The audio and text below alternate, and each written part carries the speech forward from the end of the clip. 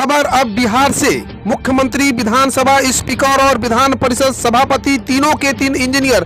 कुछ ऐसे ही इस बार बिहार विधानसभा की तस्वीर। इस बार तो ऐसा लग रहा है कि बिहार विधानसभा में सीधे भगवान विश्वकर्मा जी ही विद्यमान हो गए हैं। चौंकिए मत, ये कोई बेसिर पैर की बात नहीं है। अगर राज्य के मुख्यमंत्री, विधानसभा के अध्यक्ष और विधान परिषद के सभापति तीनों ही इंजीनियर रह चुके हैं तो क्या ये बात कहना गलत होगा? शायद नहीं होगा। बिहार विधानसभा में शपथ पर संग्राम के बीच दो नेता ऐसे भी। एक ने तो उर्दू छोड़ संस्कृत में ली शपथ। एक मुस्लिम विधायक ने अख्तरुल इलाम और उनकी पार्टी AIMIM चीफ ओवैसी को आईना दिखा दिया। जानिए उस विधायक के बारे में। मुस्लिम विधायक ने उर्दू के बदले संस्कृत में ली शपथ। कटिहार की कदवा विधानसभा सीट, यहां से कांग्रेस के शकील अहमद खान ने 23 नवंबर को बिहार विधानसभा के पद की शपथ ली। संस्कृत में शपथ लेने के बाद कांग्रेस विधायक शकील अहमद खान ने कहा कि उर्दू मेरी भाषा है, इसे आगे बढ़ाने के लिए विधानसभा के बाहर और अंदर में अपनी आवाज उठाता रहूं। संस्कृत हिंदुस्तान की रूह की जुबान है। डिप्टी CM तारकिशोर भगत बोले, बिहार में लोगों को मिलेगी मुफ्त कोरोना वैक्सीन। PM मोदी का वादा जरूर होंगे पूरा। देश की राजधानी दिल्ली समेत अन्य राज्यों में कोरोना वायरस के मामले लगातार बढ़ते जा रहे हैं। ऐसे में केंद्र के साथ साथ राज्य सरकार इस पर लगाम को लेकर कई जरूरी कदम उठा रही है। बिहार में भी इस महामारी का संक्रमण बढ़ रहा है। ऐसे में प्रदेश की डिप्टी CM तारकिशोर भगत ने लोगों से खास सावधानी बरतने की अपील की है। भारत और हिंदुस्तान, बिहार विधानसभा शपथ पर बवाल की सच्चाई। दो तस्वीरों में शपथ का सच। 1952 से ही उर्दू में हिंदुस्तान है शपथ पत्र का हिस्सा। हम आपको बिहार विधानसभा, हिंदुस्तान और भारत शब्द को लेकर शपथ पर मचे बवाल का सच बताएं। उससे पहले ये दो तस्वीरें देखिए। ये बिहार विधानसभा के शपथ पत्र की हिंदी फॉर्मेट है। इस फॉर्मेट की 7वीं लाइन का 5वीं शब्द भारत है, यानी जो भी विधायक हिंदी में शपथ लेंगे उसके लिए भारत बोलना अनिवार्य है। ये तस्वीर बिहार विधानसभा के शपथ पत्र का उर्दू फॉर्मेट है। हिंदी की तरह इस शपथ पत्र में 7वीं लाइन का दूसरा शब्द लाल घेरे में जो हिंदुस्तान है, यानी जो भी विधायक उर्दू में शपथ लेना चाहेगा उसके लिए हिंदुस्तान बोलना अनिवार्य है। नंद किशोर यादव की जगह विजय सिन्हा बनेंगे बिहार विधानसभा के स्पीकर। जाने बीजेपी ने क्यों लिया ऐसा फैसला। बिहार में NDA की जीत के बाद मुख्यमंत्री नीतीश कुमार की अगुवाई में सरकार का गठन हो गया है। प्रोटेम स्पीकर और जीताराम मांझी ने सोमवार को सभी निर्वाचित विधायकों को सदन की सदस्यता की शपथ दिलाई गई। वाराणसी में ट्रक से कुचलकर बिहार निवासी दरोगा की मौत। सोनभद्र में थी तैनाती। वाराणसी के रामनगर थाना क्षेत्र के टेंगरा मोड़ पर सोमवार को ट्रक से कुचलकर दरोगा की मौत हो गई। दरोगा अनिल कुमार यादव बिहार के भभुआ स्थित चांद के रहने वाले थे। घटना के बाद ट्रक चालक को खलासी वाहन छोड़कर भाग गए। पुलिस वाहन को कब्जे में लेकर ट्रक चालक की तलाश में जुट गई है। विवादों में घिरी बिहार में काबा वाली नेहा सिंह राठौर इलाहाबाद विश्वविद्यालय पर लगाया आरोप। बिहारी लोक गायिका नेहा सिंह राठौर एक बार फिर अपने गाने के कारण विवादों में घिर गई है। इस बार उन्होंने उत्तर प्रदेश के प्रतिष्ठित इलाहाबाद विश्वविद्यालय पर निशाना साधते हुए ढेर सारे आधारहीन आरोप लगाए हैं, जिसके कारण लोगों का गुस्सा भड़क उठा है। नेहा ने विश्वविद्यालय के साथ साथ वहां के छात्र संघ पर भी तमाम मनगढ़ंत आरोप जड़ने की कोशिश की है। इस गाने पर इलाहाबाद विश्वविद्यालय के छात्रों ने काफी नाराजगी जताई है। सोशल मीडिया पर उन्हें विरोध और लोगों के आक्रोश का सामना करना पड़ रहा है। नीतीश कुमार के मुख्यमंत्री बनते ही इस शख्स ने काट ली अपनी चौथी उंगली। जाने पूरा मामला। दुनिया में नेता और अभिनेता दो ऐसे किरदार हैं जिनके फैंस कुछ ऐसा कर जाते हैं जिसकी कल्पना भी नहीं की जा सकती। ऐसा ही एक मामला बिहार में सामने आया है। दरअसल नीतीश कुमार के फिर से मुख्यमंत्री बनने के बाद बिहार के जहानाबाद में रहने वाले अनिल शर्मा नाम के एक शख्स ने अपनी चौथी उंगली काटकर भगवान को अर्पित कर दी है। इससे पहले अनिल अपनी 3 उंगलियां काट चुके हैं। बिहार में अपराधियों ने 24 घंटे के दौरान पैक्स अध्यक्ष, शिक्षक समेत 4 को मारी गोली, 1 की मौत। बिहार में नई सरकार के गठन के साथ ही अपराधी एक बार फिर से पुलिस को खुलेआम चुनौती देने लगे हैं। सोमवार को बिहार के अलग अलग इलाकों में गोलीबार की घटना हुई। इस दौरान जहां एक शिक्षक की गोली मारकर हत्या कर दी गई, वहीं 3 अन्य लोगों को भी गोली मारकर जानलेवा हमला करने की घटनाएं सामने आई है। बिहार में पहली बार आज स्पीकर पद का होगा चुनाव। महागठबंधन ने अवध बिहारी को बनाया अपना प्रत्याशी। बिहार के संसदीय इतिहास में शायद पहली बार स्पीकर पद का चुनाव होने जा रहा है।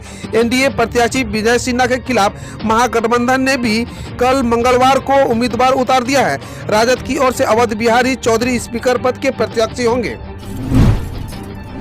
राजीव गांधी के हत्यारों को छोड़ने की मांग के साथ तमिलनाडु गवर्नर से मिले डीएमके प्रमुख एम.के. स्टालिन ने मंगलवार को तमिलनाडु के राज्यपाल बनवारीलाल पुरोहित से मुलाकात कर पूर्व प्रधानमंत्री राजीव गांधी के हत्यारे पेरारीवलन और अन्य को छोड़ने की मांग उठाई। दरअसल सीबीआई ने सुप्रीम कोर्ट से कहा था कि उम्र कैद की सजा काट रहे पेरारीवलन व अन्य को माफ करने के मामले में तमिलनाडु के गवर्नर को फैसला करना है।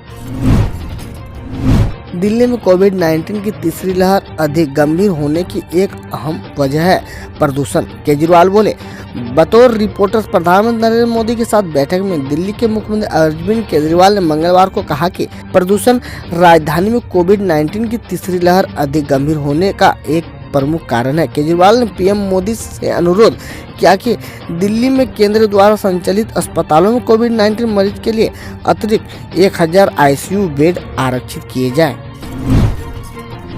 एयर एशिया इंडिया में 370 करोड़ निवेश करेगा टाटा ग्रुप। रिपोर्ट्स के मुताबिक टाटा ग्रुप मलेशिया के एयर एशिया ग्रुप के साथ साझेदारी में चल रही विमान कंपनी एयर एशिया इंडिया में लगभग 370 करोड़ का निवेश करेगा। इसके बाद कंपनी में टाटा की हिस्सेदारी 51% से अधिक हो जाएगी। गौरतलब है कि इससे पहले एयर एशिया ने कहा था कि भारत में उनका व्यापार कंपनी पर वित्तीय दबाव डाल रहा है। गरीबों को कोविड-19 वैक्सीन की भागदौड़ में नहीं रौंदा जाना चाहिए। डब्ल्यूएचओ प्रमुख टेड्रस एथेनम गरीबों को कोविड-19 की भागदौड़ में नहीं रौंदा जाना चाहिए। डब्ल्यूएचओ प्रमुख टेड्रस एथेनम ने कहा कि दुनिया के सबसे गरीब लोग को कोविड-19 वैक्सीन की भागदौड़ में नहीं रौंदा जाना चाहिए और टीकों को उचित वितरण किया जाना चाहिए। उन्होंने कहा, असल सवाल यह नहीं है कि दुनिया कोविड-19 वैक्सीन साझा करने में सक्षम है या नहीं, बल्कि यह है क्या वह ऐसे नहीं करने का जोखिम उठा सकती है। अमित शाह ने लॉन्च किया 499 वाला कोविड-19 RT-PCR टेस्ट, 6 घंटे में मिलेगी रिपोर्ट। केंद्रीय गृह मंत्री अमित शाह ने सोमवार को ICMR मुख्यालय में 499 में 6 घंटे में रिपोर्ट देने वाले मोबाइल RT-PCR टेस्ट लैब का उद्घाटन किया। गृह मंत्रालय के मुताबिक दिल्ली वासियों के लिए यह कोविड-19 टेस्ट मुफ्त होगा और ICMR इस खर्च को उठाएगा। शाह ने कहा, सरकार दिल्ली में कोविड-19 के प्रसार को नियंत्रित करने के लिए प्रतिबद्ध है। मेरे लिए वो एक महान शिक्षक थे। तरुण गोगोई के निधन के बाद राहुल गांधी बोले। असम के पूर्व मुख्यमंत्री तरुण गोगोई के निधन पर पूर्व प्रधानमंत्री मनमोहन सिंह और कांग्रेस नेता राहुल गांधी ने शोक व्यक्त किया है। मनमोहन ने कहा, आपने कठिन परिश्रम से वह राज्य के सबसे बड़े नेताओं में से एक बने जिन्होंने लंबे समय तक राज्य में कांग्रेस का नेतृत्व किया। वहीं राहुल गांधी ने कहा, मेरे लिए वह एक महान शिक्षक थे, मैं उनसे बहुत प्यार करता था। जब जिम, बस और मेट्रो चालू हैं तो स्पा क्यों नहीं खोले गए हैं? दिल्ली हाईकोर्ट ने आप सरकार से पूछा है कि वह स्पा खोलने की अनुमति क्यों नहीं दे रही है, जबकि दिल्ली में बाजार, जिम, रेस्टोरेंट, मेट्रो, बस आदि सभी चालू हैं। अदालत ने कहा कि क्यों केवल स्पा को लेकर ऐसी बात क्या है।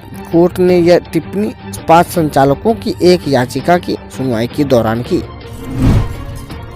सीएम को उखाड़ने की धमकी देने के लिए यूपी में 15 वर्षीय किशोर को पकड़ा गया। उत्तर प्रदेश के मुख्यमंत्री योगी आदित्यनाथ के लिए यूपी पुलिस के आपातकालीन नंबर 112 पर धमकी भरा मैसेज भेजने के आरोप में लखनऊ पुलिस ने 15 वर्षीय किशोर को पकड़ा है। गोसाईगंज के सहायक पुलिस आयुक्त अर्चना सिंह ने बताया कि किशोर ने मुख्यमंत्री को उखाड़ने की धमकी दी थी। नाबालिग को बाल सुधार गृह भेज दिया गया है। शादियों में शामिल होगी गुरुग्राम पुलिस बिना मास्क वाले मेहमानों पर लगाएगी जुर्माना। गुरुग्राम के पुलिस कमिश्नर के राव ने सोमवार को आदेश जारी किया, जिसके अनुसार पुलिसकर्मियों बिना न्योते के शादी समारोह में शामिल हो सकेंगे और बिना मास्क वाले मेहमानों पर जुर्माना लगाएंगे। पुलिसकर्मी मेहमानों से कोविड-19 की रोकथाम के लिए सोशल डिस्टेंसिंग जैसे दिशा निर्देशों के पालन की अपील भी करेंगे। गौरतलब है कि गुरुग्राम में कोविड-19 के 5,952 एक्टिव केस हैं। पीएम ने कोविड-19 से सर्वाधिक प्रभावित 8 राज्यों के मुख्यमंत्रियों के साथ की बैठक। प्रधानमंत्री नरेंद्र मोदी ने कोविड-19 से सबसे अधिक प्रभावित 8 राज्यों के मुख्यमंत्रियों के साथ मंगलवार को बैठक कर स्थिति का जायजा लिया। बैठक में केरल, पश्चिम बंगाल, हरियाणा, दिल्ली, राजस्थान, गुजरात, महाराष्ट्र और छत्तीसगढ़ के मुख्यमंत्री शामिल हुए। वहीं इस बैठक में मौजूद गृह मंत्री अमित शाह ने मुख्यमंत्री को सतर्क रहने की सलाह दी। चक्रवात निवर के मद्देनजर तमिलनाडु में 25 नवंबर को सार्वजनिक अवकाश घोषित। तमिलनाडु मुख्यमंत्री ई पलानीस्वामी ने चक्रवात निवर को लेकर 25 नवंबर को सार्वजनिक अवकाश की घोषणा की है और लोगों से अनावश्यक रूप से घर से बाहर न निकलने की अपील की है। निवर के महाबलीपुरम व कारकल के बीच टकराने की आशंका है। भारतीय मौसम विभाग ने मंगलवार को व बुधवार को राज्य के लिए रेड अलर्ट जारी किया था। तरुण गोगोई का निधन एक युग का अंत है, राष्ट्रपति रामनाथ कोविंद बोले। राष्ट्रपति रामनाथ कोविंद ने पूर्व मुख्यमंत्री तरुण गोगोई के निधन पर शोक व्यक्त करते हुए कहा, उनका निधन एक युग का अंत है। उन्होंने कहा, असम के विकास और राज्य के कानून व्यवस्था में सुधार के प्रति कोशिशों के लिए उन्हें याद किया जाएगा। गृह मंत्री अमित शाह ने कहा, गोगोई जी के निधन के बारे में जानकर दुखी हूँ। हम रोज ऐसे ही न्यूज लाते रहेंगे, तो यदि आपने अभी तक क्लीन न्यूज को सब्सक्राइब नहीं किया है तो पहले फटाफट सब्सक्राइब कर लें, साथ ही बेल आइकन को दबा दें ताकि कोई अपडेट मिस ना हो।